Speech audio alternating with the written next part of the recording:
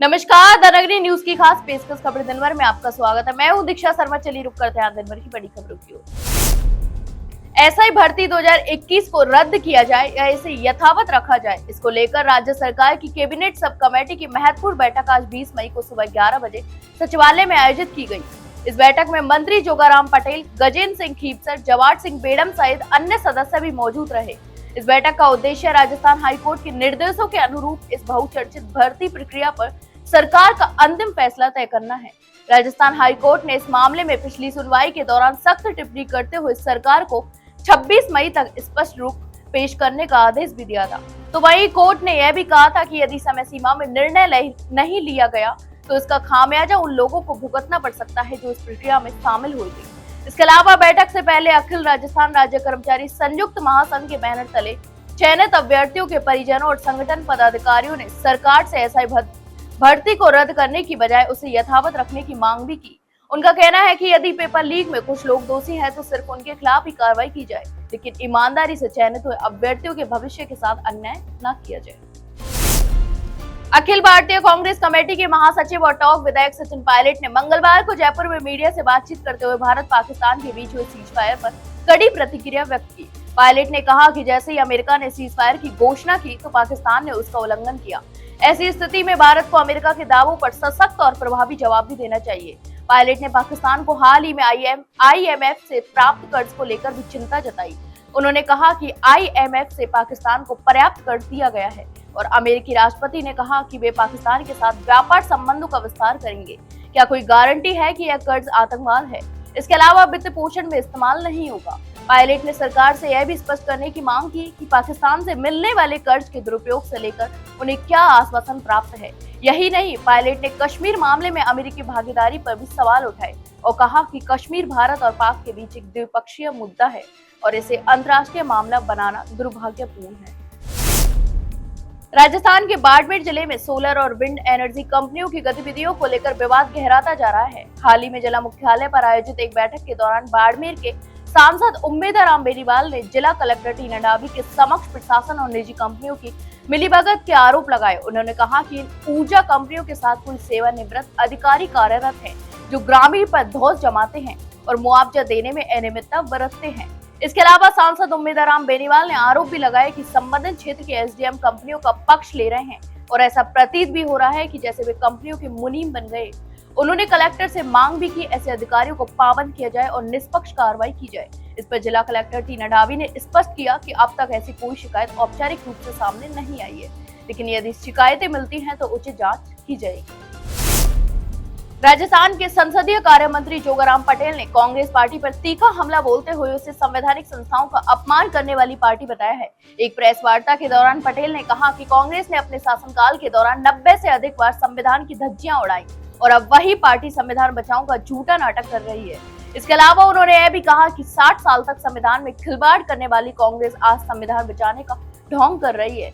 यह वही कांग्रेस है जो अपने शासनकाल में संवैधानिक संस्थाओं को कमजोर करती आ रही है और अब राजनीतिक लाभ लेने के लिए संविधान की आड़ ले रही है। इतना ही नहीं, कंवरलाल मीणा विधायक प्रकरण को लेकर कांग्रेस के द्वारा भारतीय जनता पार्टी पर लगाए जा रहे दबाव के आरोपों को सिरे से खारिज करते हुए कहा कि यह मामला विधानसभा अध्यक्ष के पास लंबित है और इसमें भाजपा की ओर से किसी प्रकार का दबाव नहीं बनाया गया। इसके अलावा पटेल ने कांग्रेस द्वारा विधानसभा अध्यक्ष की मंशा पर उठाए गए सवालों को दुर्भाग्यपूर्ण बताते हुए कहा कि विधानसभा अध्यक्ष ने अपने पूरे कार्यकाल में संवैधानिक मर्यादाओं का पालन करते हुए कार्य किया है।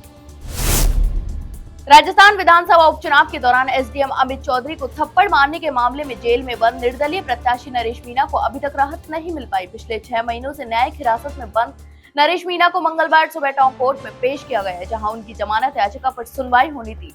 हालांकि कोर्ट ने कोई निर्णय नहीं सुनाया और अगली तारीख दे दी। इस मामले में अब तक चार्ज बहस पूरी हो चुकी है, लेकिन नरेश मीणा की जमानत पर फैसला लटकता हुआ नजर आ रहा है।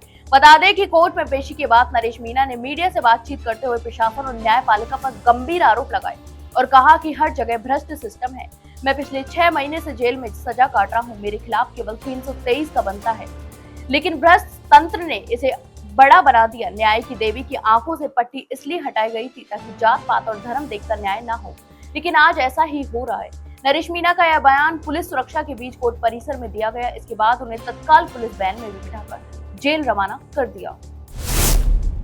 नागौर जिले के रियाबड़ी क्षेत्र से एक महत्वपूर्ण राजनीतिक पहल सामने आई है। मेडता सिटी से भाजपा का एक शिष्टमंडल मंगलवार को उप मुख्यमंत्री दिया कुमारी से शिष्टाचार भेंट के लिए जयपुर पहुंचा। इस दौरान शिष्टमंडल ने मेडता के ऐतिहासिक योद्धा राव दूदा की मूर्ति के प्रस्तावित अनावरण कार्यक्रम को लेकर विस्तार से चर्चा की। भाजपा शिष्टमंडल का नेतृत्व ठाकुर अभय सिंह राठौड़ ने किया। उन्होंने उप मुख्यमंत्री को राव दूदा का ऐतिहासिक भूमिका और उनके बलिदान और मेवाड़ राज्य के लिए उनके योगदान की जानकारी भी दी। उन्होंने बताया कि मेडता सिटी सहित पूरे नागौर क्षेत्र में राव दूदा को वीरता और त्याग का प्रतीक माना जाता है। ऐसे में उनकी प्रतिमा का अनावरण एक ऐतिहासिक क्षण होगा। शिष्टमंडल में ठाकुर महेश पाल सिंह, बड़ू कर्नल प्रताप सिंह गाठिया, पृथ्वी सिंह अग्राना, एडवोकेट राम किशोर तिवारी, राजू राम गौड़, लोकपाल सिंह सहित कई भाजपा कार्यकर्ता शामिल रहे। सभी ने उप मुख्यमंत्री से आग्रह किया कि मूर्ति अनावरण समारोह में राज्य सरकार की भागीदारी सुनिश्चित की जाए तथा इसे एक गौरवशाली सार्वजनिक कार्यक्रम के रूप में भी आयोजित की जाए। राजस्थान के टोंक जिले में भाजपा की तिरंगा यात्रा शुरू होने से पहले बड़ा हड़कंप मच गया। जिले के कलेक्टर के आधिकारिक ईमेल आईडी पर कलेक्ट्रेट भवन को बम से उड़ाने की धमकी मिलने के बाद प्रशासन में अफरा तफरी मच गई। ईमेल में लिखा गया कि दोपहर 3:30 पर ब्लास्ट किया जाएगा। धमकी मिलते ही सुरक्षा एजेंसियां सक्रिय हो गईं और पूरे कलेक्ट्रेट परिसर को खाली करवा लिया गया। बम निरोधक दस्ते को मौके पर बुलाकर पूरे क्षेत्र की गहन तलाशी भी ली जा रही। किसी भी व्यक्ति को कलेक्ट्रेट परिसर में प्रवेश की अनुमति नहीं दी जा रही। भारी संख्या में पुलिस बल तैनात कर दिया गया और सभी गतिविधियों पर सख्ती से निगरानी रखी जा रही है। यह अकेला मामला नहीं है। राजसमंद, पाली और भीलवाड़ा जिलों के कलेक्टरों को भी इस तरह की धमकी भरे ईमेल प्राप्त हुए। इन जिलों में भी सतर्कता बरतते हुए कलेक्ट्रेट परिसरों को खाली करवा दिया गया और तलाशी अभियान भी शुरू कर दिया गया। ऑपरेशन सिंदूर के बाद देश भर में जासूसी के मामलों में गिरफ्तारियों का सिलसिला तेज हो गया। इसी कड़ी में हिसार की यूट्यूबर ज्योति रानी मल्होत्रा को संदिग्ध गतिविधियों के कारण हिरासत में लिया गया। राष्ट्रीय जांच एजेंसियों के द्वारा उसकी लगातार पूछताछ की जा रही है और एजेंसियों को शक है कि उसकी भारत पाकिस्तान बॉर्डर के नजदीकी इलाकों में की गई यात्राओं के पीछे कुछ और उद्देश्य हो सकते हैं। बता दें कि जनवरी 2024 में ज्योति ने बाड़मेर के सरहदी क्षेत्रों में 3 वीडियो अपने यूट्यूब चैनल पर पोस्ट किए थे, जिनमें वह थार रेगिस्तान के गांव में घूमते और स्थानीय लोगों से बातचीत करते हुए नजर आ रही है।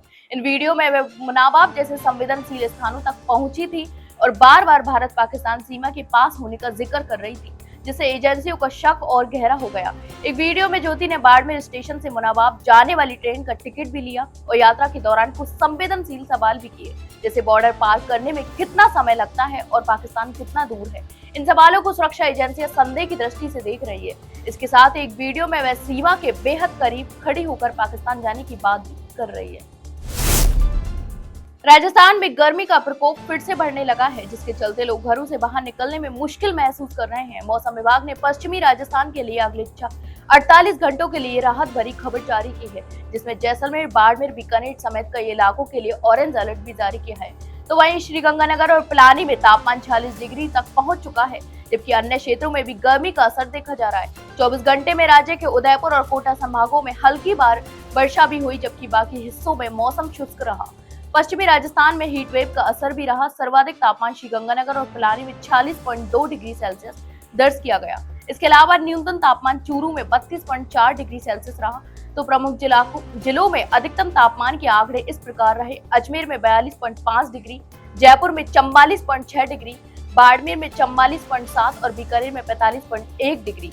तो वहीं मौसम विभाग ने 21 मई को पश्चिमी राजस्थान के लिए ऑरेंज अलर्ट भी जारी किया है, जिसमें बारिश, बिजली गिरने और मेघ गर्जन की संभावना भी जताई जा रही है। अजमेर शहर के अंदरकोट क्षेत्र में रहने वाले नागरिकों ने मंगलवार को वन विभाग के पक्ष में कथित रूप से गलत तरीके से खोले गए नामांतरण के विरोध में जिला कलेक्टर को ज्ञापन सौंपा। स्थानीय निवासियों का कहना है कि इस नामांतरण के पीछे राजनीतिक व्यवस्था है और इसका उद्देश्य आम लोगों को उनकी पैतृक भूमि और संपत्तियों से बेदखल करना है।